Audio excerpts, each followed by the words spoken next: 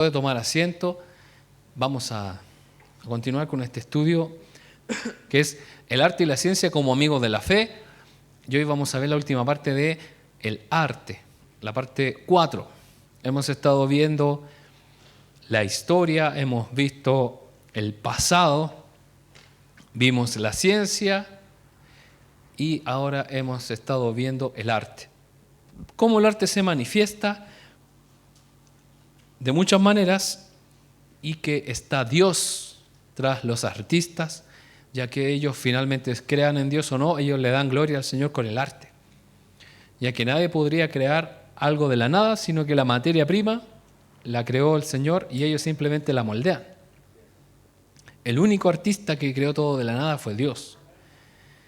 Entonces, en el arte, Dios, al ser un Dios creativo, porque Dios creó los cielos y la tierra, el hombre y la mujer, nosotros nos maravillamos al ver la creación. Ninguna montaña, ningún cerro, sobre todo en nuestro país que tenemos cientos, miles de cerros, tienen una forma igual a otra. Y vemos también la creación, los mismos pájaros. Se descubren aún nuevas especies de pájaros y que tienen su labor, su función. Tienen una belleza. Los mismos peces del mar, las flores del campo. Tenemos un desierto florido, una bendición que es única en el mundo.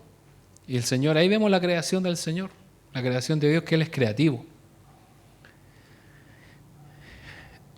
La puerta a lo masivo. ¿Usted conoce a los Beatles? Que se ponen en invierno. Cuello alto, los Beatles.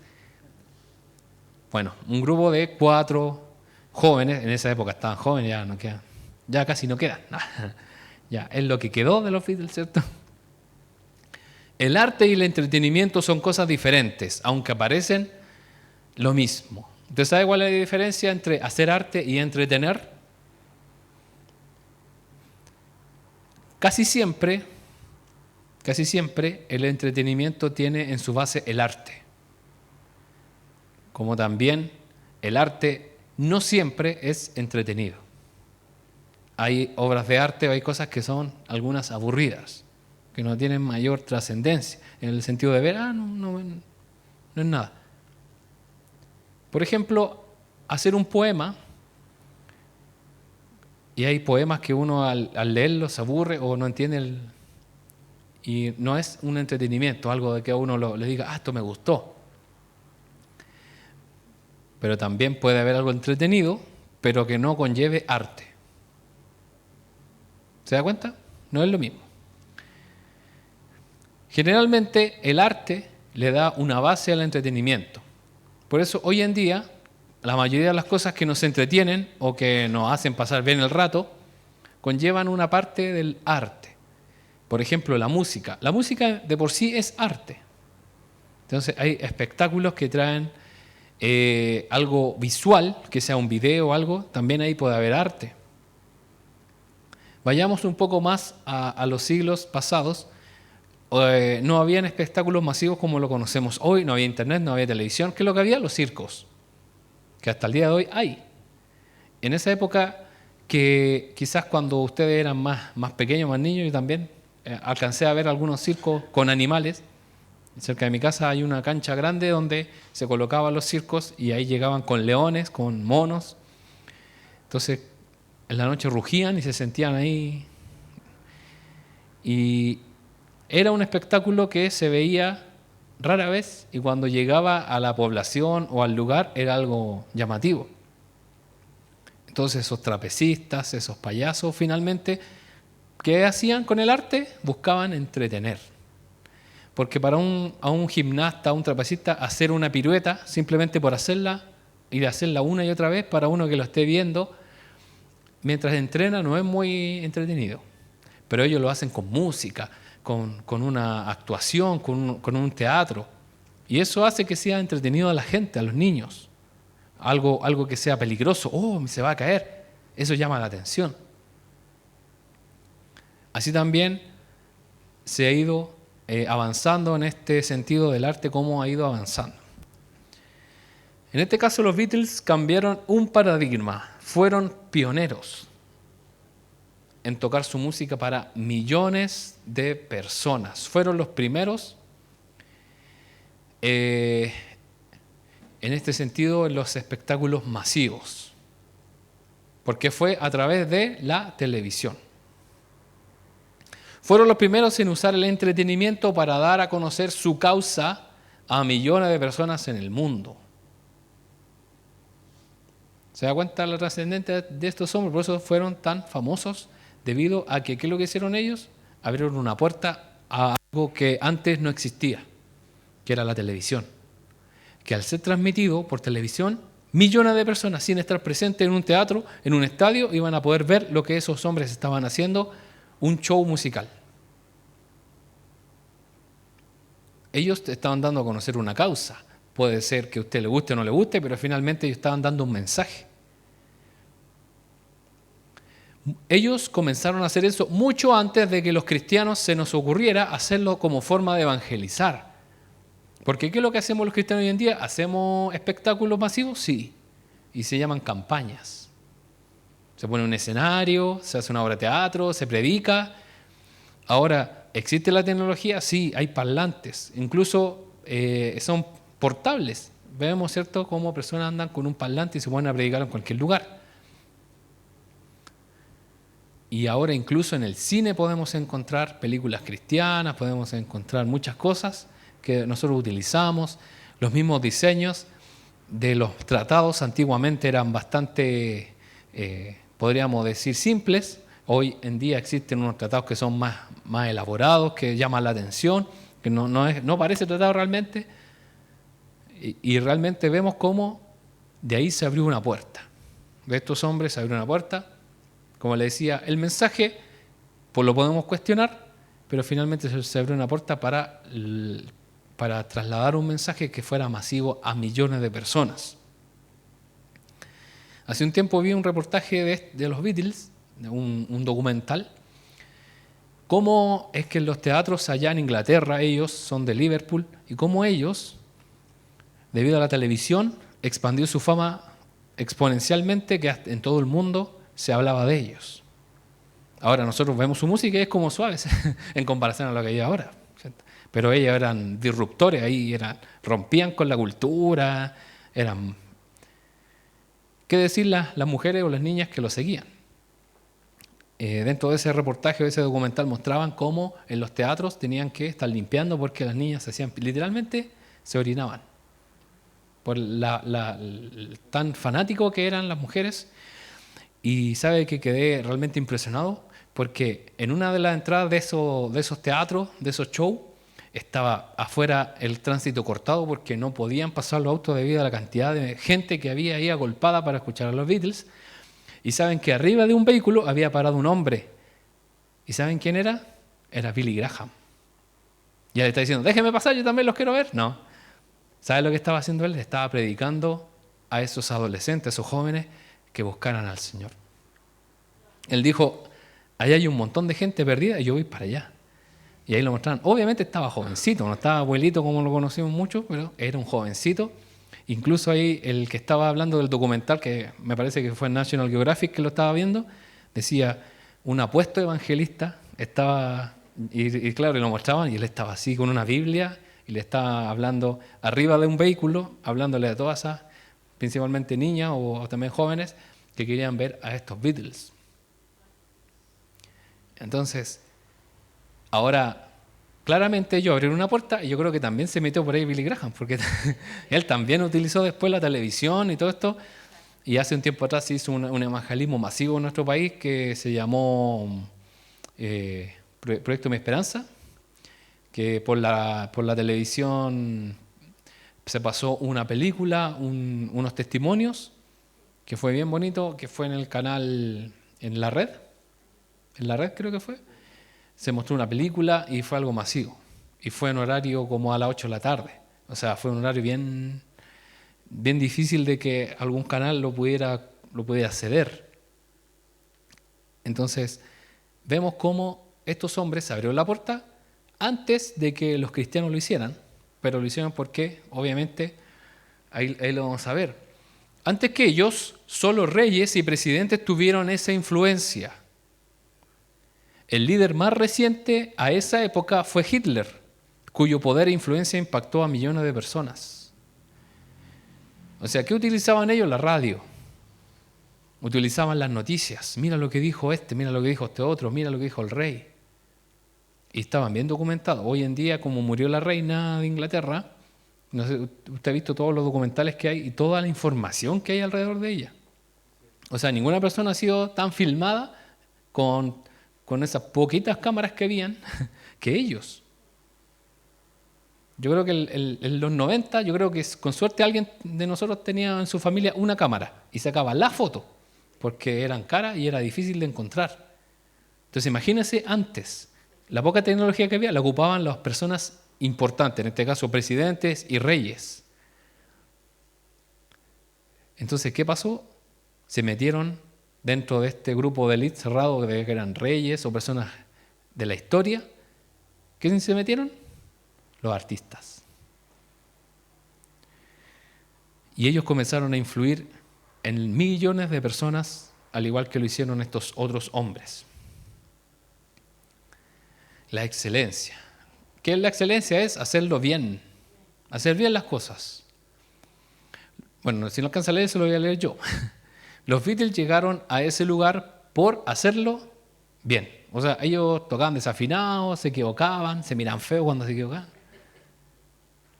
Pareciera que no estuvieran tocando, pero están tocando, y muy felices, y muy tranquilos. Y buenas canciones. O sea, no era simplemente tocar, sino que el trasfondo. Ellos no solo tocaban bien, sino que se vestían de forma llamativa. Su lírica era consecuente con lo que vivían, con la cultura que ellos estaban tratando de imponer o de mostrar.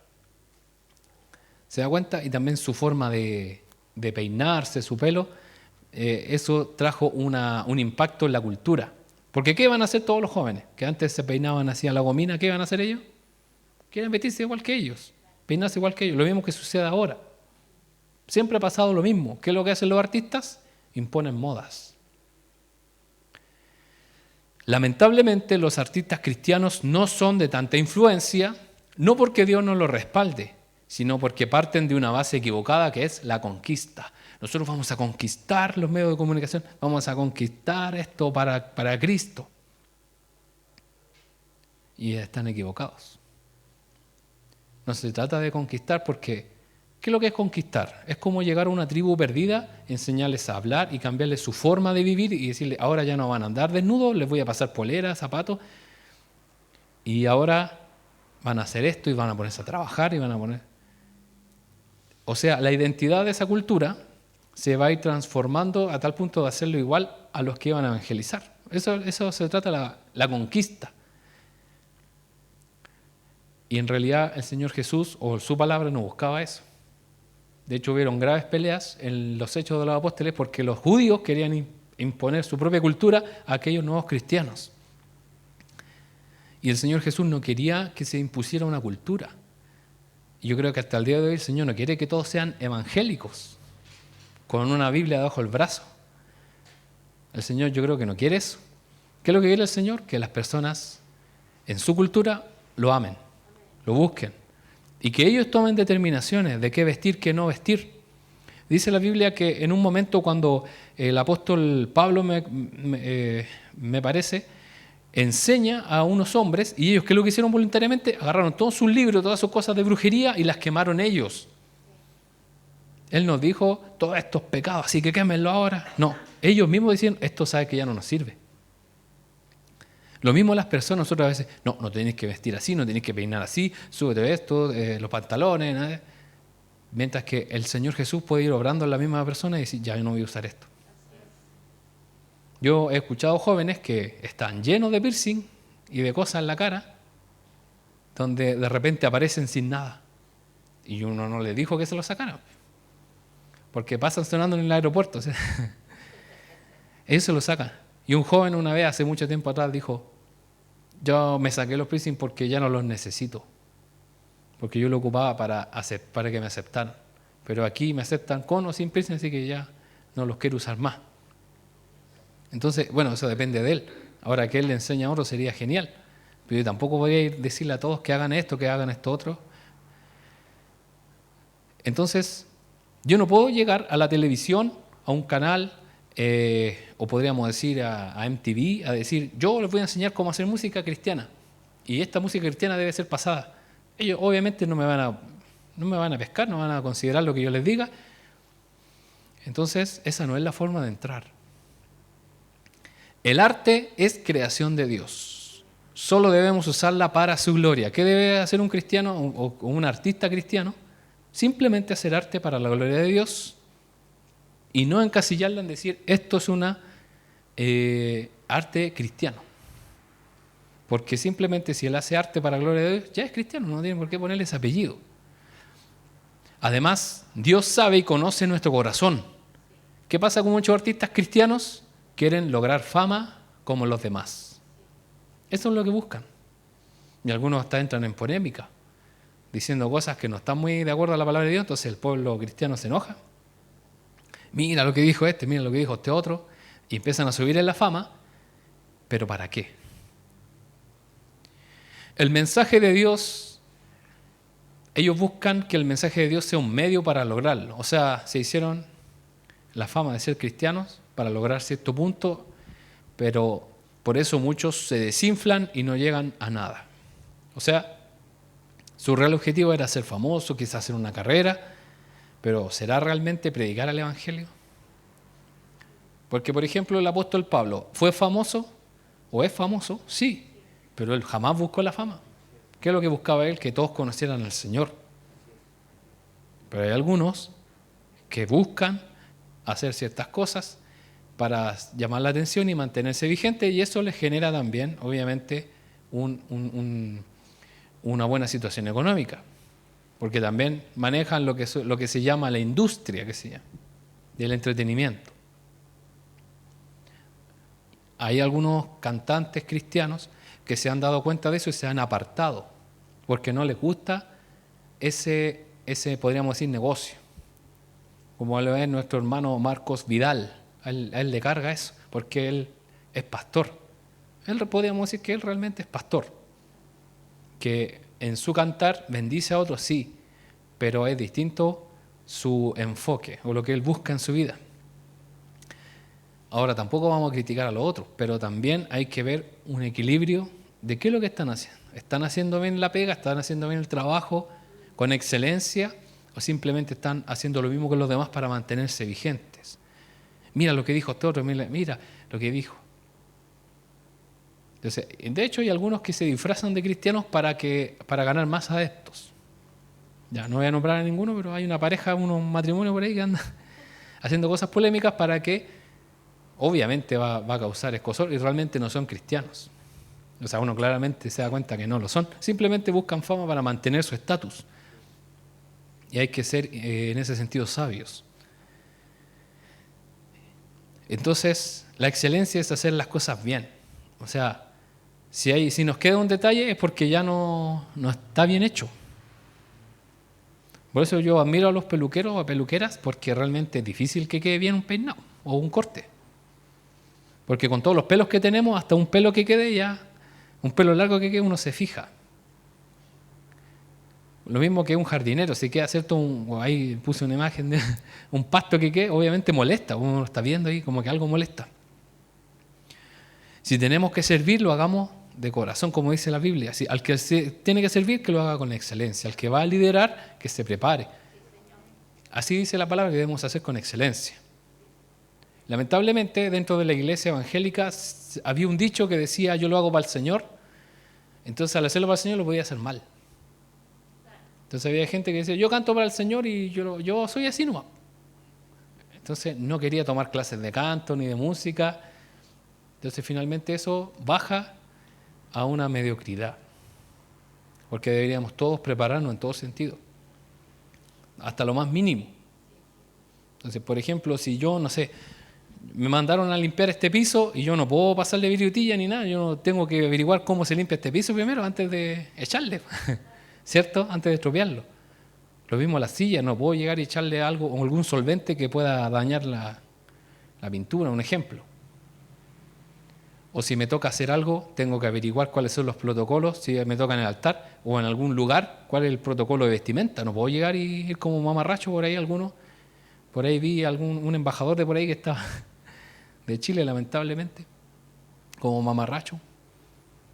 Entonces, no puedo llegar, sino que lo tengo que hacer con excelencia. Si usted tiene una reunión con alguien, un extranjero, usted tiene que averiguar si esos extranjeros son buenos para llegar a la hora o llegan antes, porque si no va a quedar mal.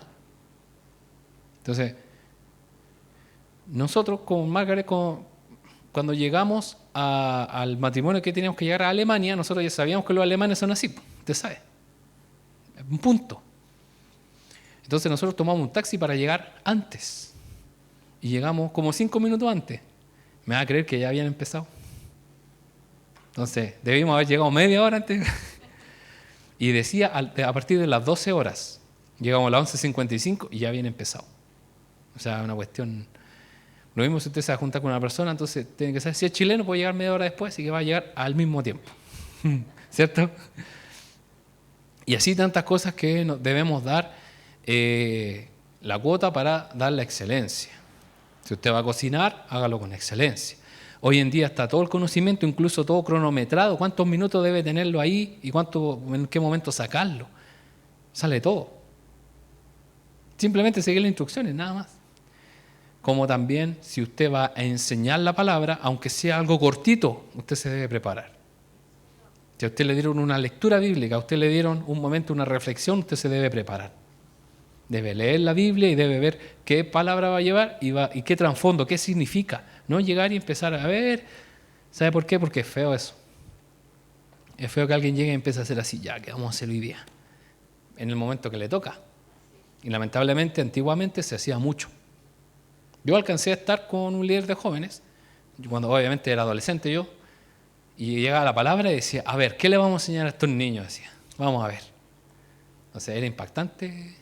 Obviamente por uno lo sentía normal, pero después, al ir entendiendo la palabra del Señor, uno dice, qué terrible esto. Y hay iglesias que los pastores y todos hacen lo mismo. No le dan la excelencia al Señor, no se preparan. Incluso para dar las gracias, cualquier cosa, uno se debe preparar. Entonces, eso tiene que ver con la excelencia. Entonces, si fuéramos hombres y mujeres de excelencia, nos destacaríamos más en ciertas circunstancias. Los que estudian, ¿qué es lo que harían? Estudiarían la materia como corresponde. Si no la entienden, la buscan la forma de entenderlo. Vamos a avanzar ahí.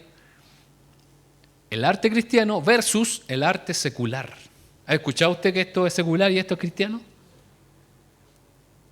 ¿Qué es lo uno y qué es lo otro? ¿Qué es lo secular? ¿A qué se refieren cuando uno dice secular? ¿Qué es lo secular? Lo del mundo, lo de afuera, lo que no es sagrado. Mientras que lo cristiano es aquello que es de acuerdo a la voluntad de Dios dentro de la iglesia. Eso es lo que entendemos en general. Pero ¿sabe qué? En ninguna parte de la Biblia sale.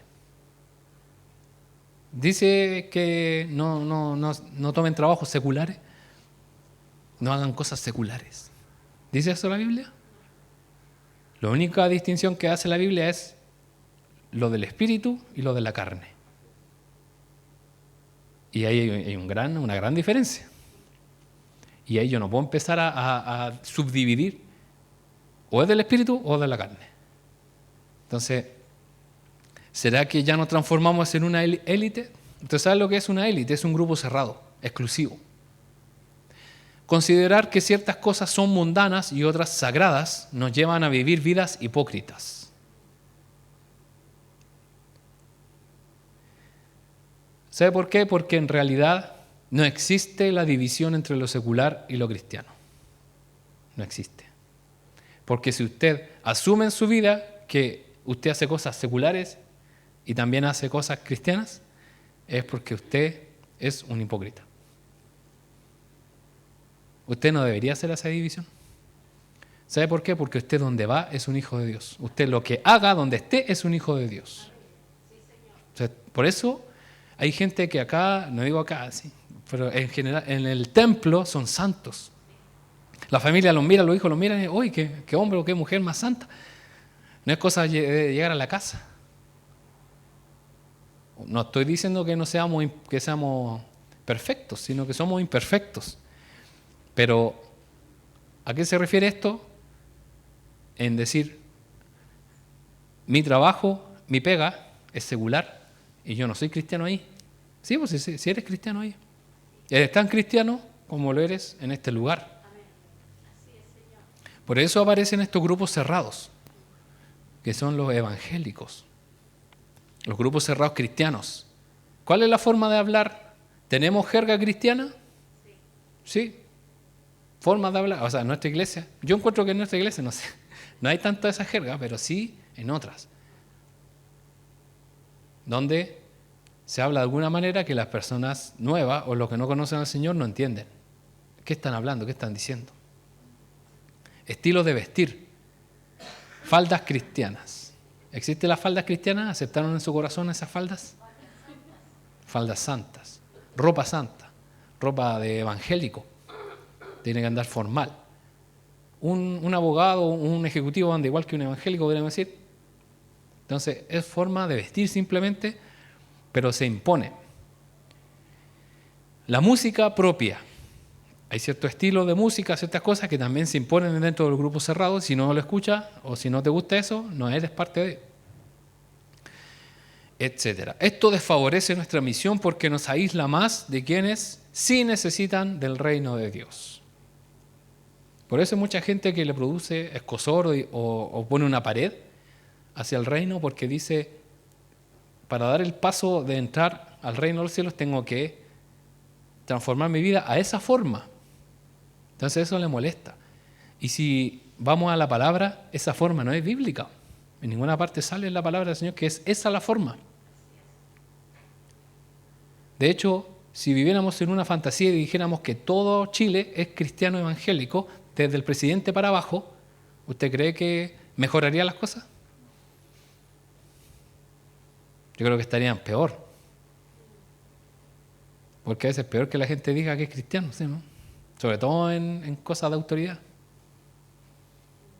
Porque a veces los jefes cristianos son los peores. Son los más que no dejan salir a la gente temprano, sus cosas. Son los peores. Porque quieren sacar el mayor provecho y así viceversa. Los que sí dicen ser cristianos en los trabajos son los que más sacan la vuelta. O son los que más hablan mal o hacen cosas que no corresponden. Entonces, no se arregla con ser evangélico, ni con ser católico, ni con él. La única forma de mejorar es que la persona rinda su vida al Señor, no importa cómo se llame externamente. Rinda su corazón al Señor. Yo conversando con un compañero de universidad, yo le decía, si tú, porque él se sentía católico, él decía que era católico y todo. Yo le dije, si tú tomas un día la determinación de leer la Biblia y hacer lo que dice ahí, inevitablemente te vas a convertir en un cristiano, porque te va a llevar a la verdad. Porque finalmente, ¿qué es lo que hace el Espíritu del Señor? Sea la persona mormona, sea budista, sea lo que sea, al escudriñar la palabra, ¿qué es lo que va a hacer el Espíritu? Lo va a llevar a la verdad, le va a decir, eso no es correcto, te va a llevar a lo que sí es correcto. Y esa persona no va a saber de corito, no va a saber de himno ni cosas, pero sí lo esencial. Entonces, ¿por qué dentro del mundo cristiano hay ciertos grupos cerrados? Porque se está haciendo esa división entre lo que es secular y lo que es santo. Mira lo que dice Lucas 11:2, lo que dice el Señor Jesús.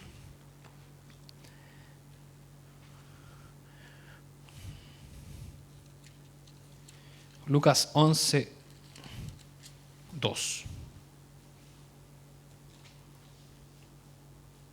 Es la oración que enseña Jesús a sus discípulos, la oración modelo. Lucas 11:2 dice, Jesús dijo, deberían orar de la siguiente manera. Padre, que siempre sea santificado tu nombre, que tu reino venga pronto.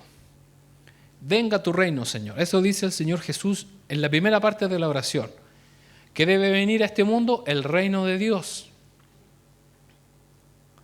Hay personas que dicen, yo voy a rendir mi vida en totalidad a Dios, con todo lo que conlleva, con todo lo que tiene que ver con mi vida, lo voy a rendir a Dios. ¿Y qué es lo que hace? Renuncia al trabajo. ¿Debería hacer eso? No, porque en su trabajo donde está, debería dar luz de quién es un cristiano. Porque si no, si fuera así, ningún cristiano comprometido trabajaría. Estarían todos en un monasterio, como lo hicieron otros, ¿y eso ha funcionado? No. O en la cordillera, ya perdidos, viviendo ahí de un animalito, de una vaquita, cortando leña. Sería genial, gente que le gusta eso, pero es un estilo de vida. Pero el Señor, ¿qué es lo que nos dice? Que el reino de Dios venga a esta tierra por medio de sus hijos. Entonces, sea que usted sea una ama de casa, sea un constructor, sea un médico, sea un estudiante o un presidente, debe dar gloria a Dios. Y donde quiera que esté, ser hijo de Dios. Yo hace mucho tiempo pude entender esto porque como uno nace en la iglesia, también tiene ese paradigma de decir, esto es cristiano, esto no. Entonces, como que uno se transforma. Uno es otra persona. Yo era un tan distinto en el colegio que en la iglesia. Entonces yo predicaba y todo, y el colegio no mostraba nada del reino. Pero poco a poco eso fue cambiando, y finalmente donde yo iba, me preguntaban, o yo tenía que decir, sí, soy hijo de Dios, yo voy a la iglesia. Y recuerdo que pasaron muchas cosas donde yo tuve que decir directamente que era cristiano y que por eso hacía lo que hacía. Como por ejemplo, siempre lo cuento a los jóvenes, que yo tenía un examen un día sábado a las 10 de la mañana, donde ese sábado era una convención de jóvenes aquí. Entonces yo dejé aquí a cargo a Felipe, a Lisette, me acuerdo, y ellos quedaron aquí haciéndole mímica a los jóvenes para entretenerlos mientras. Y yo recuerdo que llegué, yo por mi apellido he sido bendecido para ser el último a salir en el examen, por orden de lista. Así que apenas llegó el profesor, yo me paré ahí y me quedo mirando y le dije, profesor, ¿puedo ser el primero en la lista? Y frente a todos mis compañeros me dijo, ¿por qué razón te haría eso? Y yo le dije, porque yo soy líder de jóvenes y tenemos una actividad cristiana, y le tuve que explicar frente a todos, y me dijo, ok, siéntese. Imagínese usted, yo haya separado eso es mundano. Ni siquiera me hubiese atrevido a decir, porque yo era otra persona, ¿no? Yo le dije, ¿y sabe qué, hermano? Así de tirarme a la piscina, me fue bien y pasé y me vine para acá, feliz. Porque el profesor puede haberme tomado mala, ¿qué se cree? Si tiene actividad en su iglesia, a mí me da lo mismo. ¿Sí? Y son hombres ateos que no confían en el Señor. Pudo haberme puesto un 3 si quería por atrevido, pero no. El Señor me bendijo en ese sentido y así en otras circunstancias. Entonces, donde quiera que usted esté, donde quiera que usted trabaje o se desenvuelva, ¿qué es lo que tiene que ser? Simplemente usted ser un hijo de Dios. Si a usted le ofrecen hacer algo que no corresponde, o pedirle que mienta, ¿usted qué va a hacer? Lo va a pensar 2 veces. Yo recuerdo que en la práctica, una compañera fue y empezó a imprimir libros en la impresora de la práctica. Obviamente eso está prohibido, porque está sacando algo que no... Aparte son recursos públicos que son escasos, usted sabe. Entonces la pillaron y empezaron a preguntar uno por uno quién había sido, ¿por qué no? O sea, pillaron que alguien fue, porque estaba el libro ahí impreso en donde cae la hoja, y empezaron a preguntar. Entonces ella fue y me dijo, ¿puedes mentir? Yo le dije, no. Si a mí me preguntan si fuiste tú, yo voy a decir que fuiste tú. Pero si a mí me preguntan si fui yo voy a decir la verdad de que no fui yo. Pero si me preguntan si fuiste tú, le voy a tener que decir que sí. Y gracias a Dios me preguntaron si fui yo le dije yo no fui. Entonces no mentí. Pero tampoco quise ser tan canalla. Entonces hay que tener sabiduría.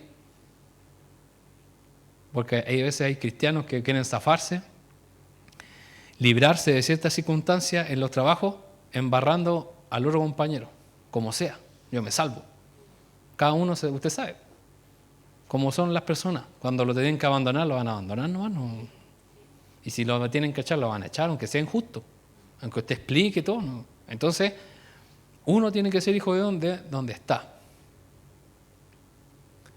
¿Y qué es lo que dice esta palabra? Que debemos traer el reino de los cielos a todo lugar. A todo lugar donde estemos. redimiendo el arte, ¿cierto?, desde dentro del arte.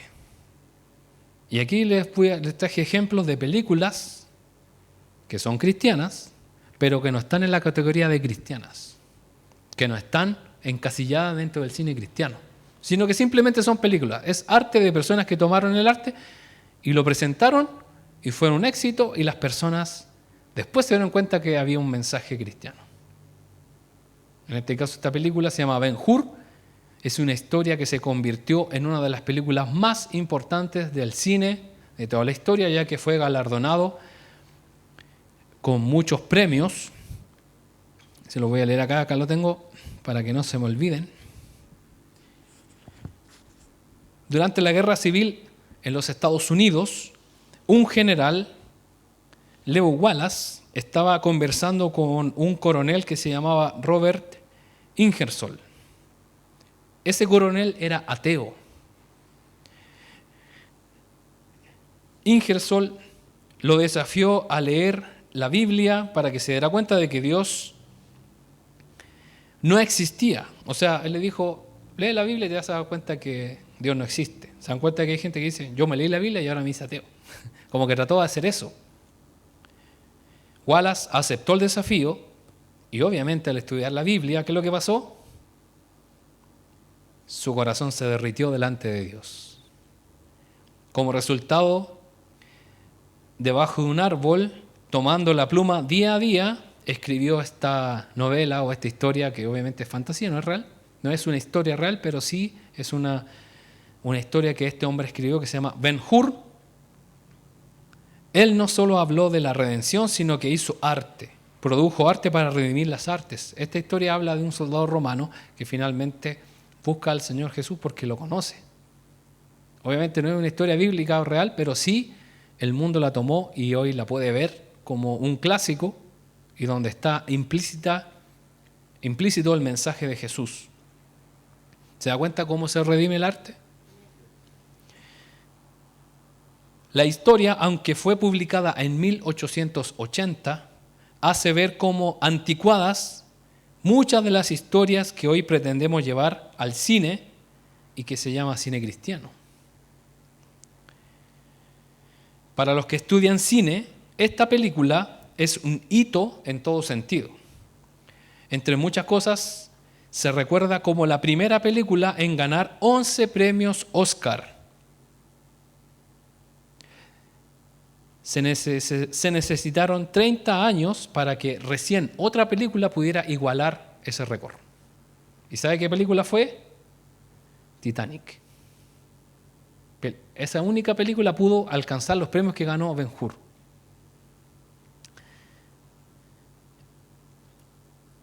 Y solamente fue una novela escrita debajo de un árbol, por un hombre que amaba a Dios, que conoció a Dios por medio de la palabra de Dios. Más adelante, en el año 2003, la historia escrita por otro artista cristiano llevaría al mundo que no conocía a la iglesia a conocer a Dios, y fue esta película,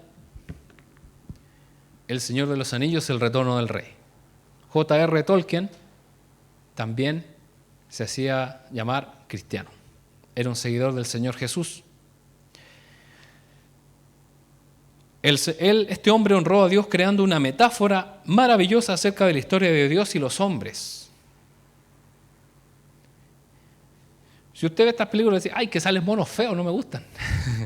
Está bien, pero finalmente se está redimiendo el arte porque, aunque hayan monos feos, sabe que uno puede ver esa película y puede decir, está el bien y el mal presente, y finalmente el que gana la batalla final, obviamente, son los buenos. Y es impresionante cómo este hombre de una novela, de una ficción, puede plasmar una verdad bíblica y que fanáticos de todo el mundo se visten como estos personajes, crean leyendas, crean cosas, pero finalmente lo que hace este hombre es hablar acerca de lo que el Señor hizo por cada uno de nosotros.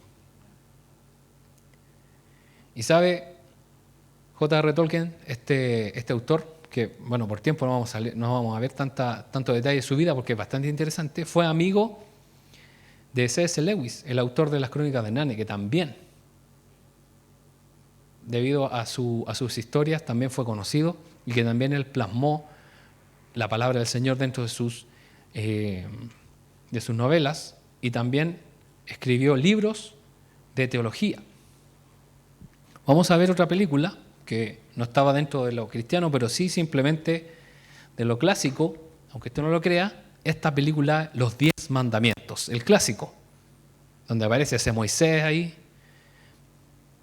Los 10 Mandamientos es celebrada también no solo como una de las películas más épicas que se hayan realizado en la historia del cine, sino como una de las más importantes. Su director era un extravagante hombre que se llamaba Cecil B. DeMille. Era un sujeto definido en su fe, con un conocimiento profundo de la Biblia. O sea, ¿por qué está muy bien hecha? Porque este hombre leía la Biblia. No como otras películas que están basadas en la Biblia, que son realmente algo aberrante. Como la última de Noé, que hicieron, oye, la cuestión horriblemente mal hecha. Hicieron lo que quisieron, ¿cierto? Lo que quisieron. Menos, con suerte se salvaba Noé, que no era bueno. Era el malo, man. Bueno. En una biografía a este director se dice que siendo un fundamentalista en cuanto a la Biblia se refiere, pero fue convencido de que Dios no era un individuo, una persona en sí, sino que era una fuerza para el bien. Entonces este director decidió infiltrar sus ideas cristianas dentro de la riqueza de las producciones que estaba planificando para la próxima década.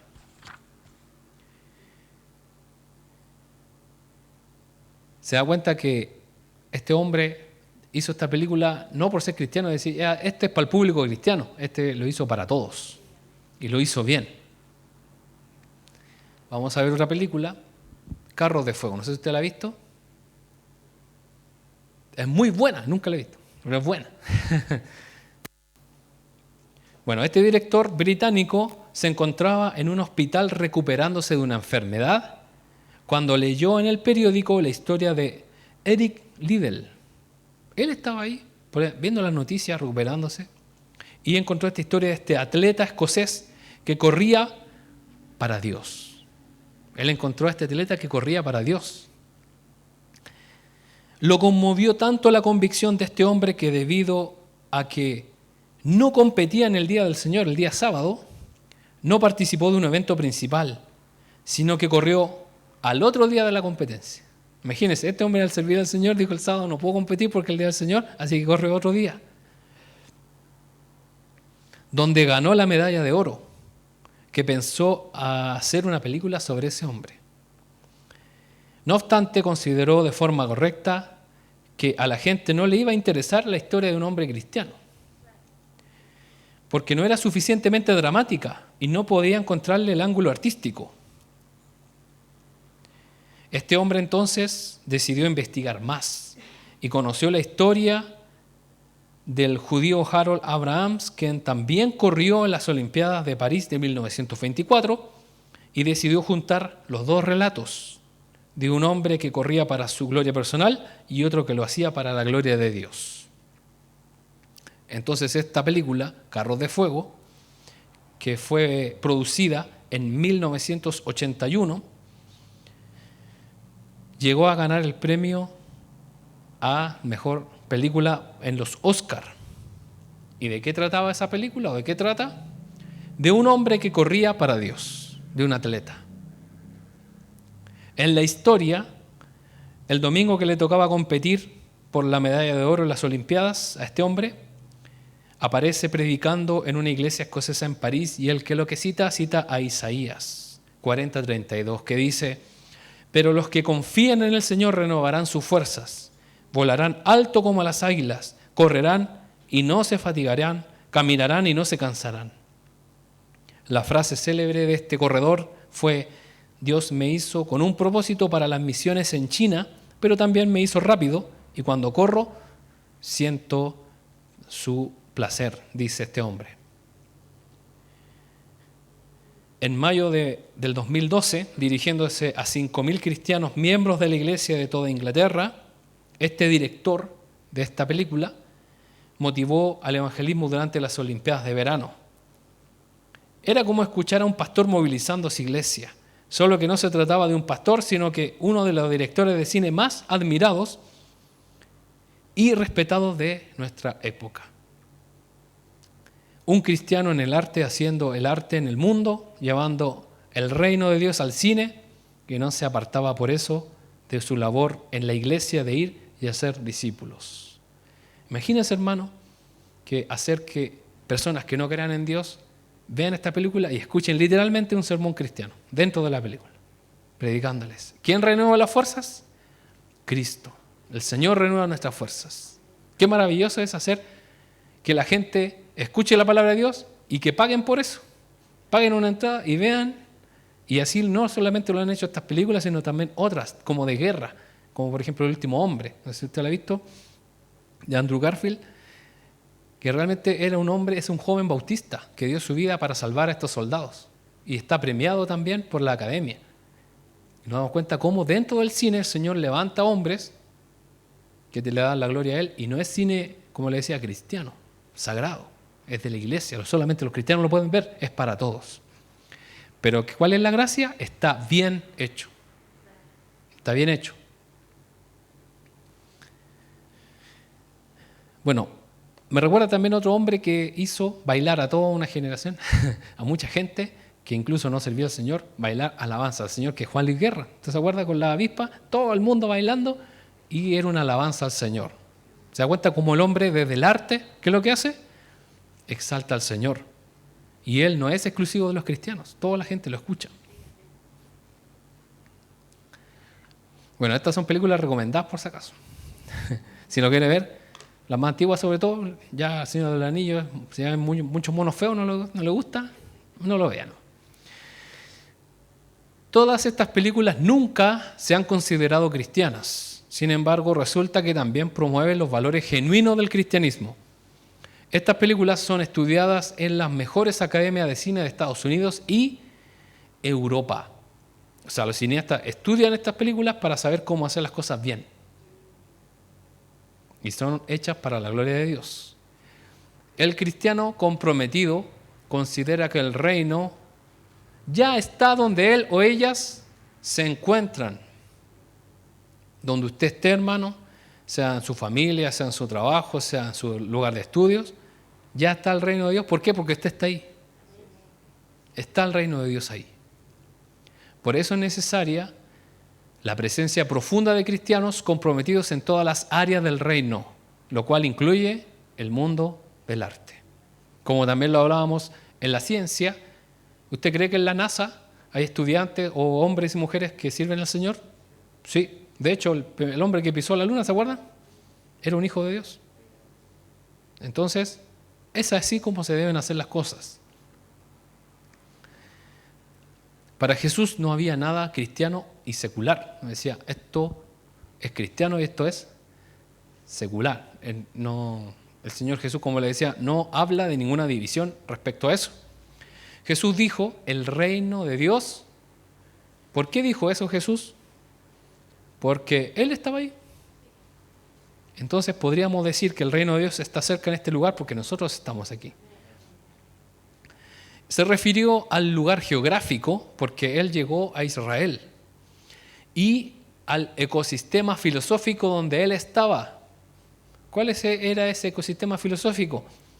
De que el hombre por su fuerza, por su intelecto había logrado eso. Ustedes saben que los romanos y los griegos eran muy dados a la filosofía y además ellos adoraban a los hombres, en este caso al César. Entonces trajo un trasfondo de decir, yo soy el Hijo de Dios, donde sus seguidores caminaban y caminarían. Por eso podía hablar con académicos como Nicodemo. Nicodemo era uno de los principales del Sanedrín. No cualquiera podía hablar con ellos. Y él fue de noche a hablar con Jesús, ¿se acuerda? Y él pudo hablar de tú a tú con él. porque él tenía la autoridad y tenía el conocimiento. ¿Y sabe lo maravilloso? Que Nicodemo no salió diciendo, este es un ignorante. Pensé que Jesús era más capo. Todo lo contrario, ¿cómo salió Nicodemo? Yo creo que quedó loco varios días, dándole vuelta. ¿Cómo puedo nacer de nuevo? No entiendo. Y dado que lo entendió finalmente, ¿qué es lo que hizo? Apareció una vez que Jesús murió en la cruz, en la tumba, para ayudar con el trámite fúnebre. Aparece Nicodemo. También Nicodemo intentó defender a Jesús, porque dijo, si es de Dios, estamos luchando contra Dios. Pero si es de los hombres, este hombre va a desaparecer, déjelo tranquilo. Y ahí ellos se enojan y le dicen, tú eres seguidor. Entonces podía hablar con académicos como Nicodemo, discutir con teólogos como los demás rabinos y los eruditos de los fariseos. Recuerden que esos hombres buscaban una y otra vez que Jesús cayera y no podían hacerlo caer. Por eso podía acercarse también a los leprosos y también entrar a comer a la casa de Leví, en este caso Mateo, y Zaqueo. Porque él no dijo, no, si yo entro a la casa de un cobrador de impuestos es porque eso es secular. No puedo entrar ahí. Es un mundano. Hay gente que se cree tan santa que no se queda a dormir a otras casas porque en esas casas hay que limpiar primero. Pues imagínese usted donde quiera que vayan, ponerse ahí a hacer un... Y lo más probable es que produzca que la gente se sienta ofendida. Entonces si usted lo invitan a una casa, a un lugar, usted está de vacaciones y no se puede poner ahí a echar demonios ahí de esta pieza. Porque es un lugar donde quizás ¿qué se hizo? Usted al llegar, el Espíritu Santo va a santificar. Y también usted puede orar en silencio, ¿no? Porque ¿qué pasa si usted toma eso tan drásticamente? Puede provocar que la otra persona se ofenda y después diga, miren unos cristianos, mira cómo me trataron. Entonces a veces tenemos que romper ese paradigma, como le decía, de lo que es secular o no. Donde estemos nosotros somos hijos de Dios. Donde estemos. Y si usted está, no sé, en el fin del mundo y nadie sabe que usted es cristiano y hay una persona, por ejemplo, que está enferma y el Señor le dice, ore. Y aunque los demás, oye, esta persona sabe orar, no importa. Yo lo único que tengo para entregarle es una oración. Y usted como hijo de Dios tiene poder para hacerlo. Y aunque esté de vacaciones, porque el reino de Dios no está de vacaciones. ¿Cierto? Como algunos dicen, estamos de vacaciones. Guardemos la Biblia y las cosas. Estamos de vacaciones, no nos vamos a conectar a la transmisión porque estamos de vacaciones. Bueno, muy bien. El Señor se acercó a todos porque no tenía ninguna separación de quién sí y quién no. Él a todos y en todo lugar fue el Hijo de Dios. Muy bien, hermanos, les invito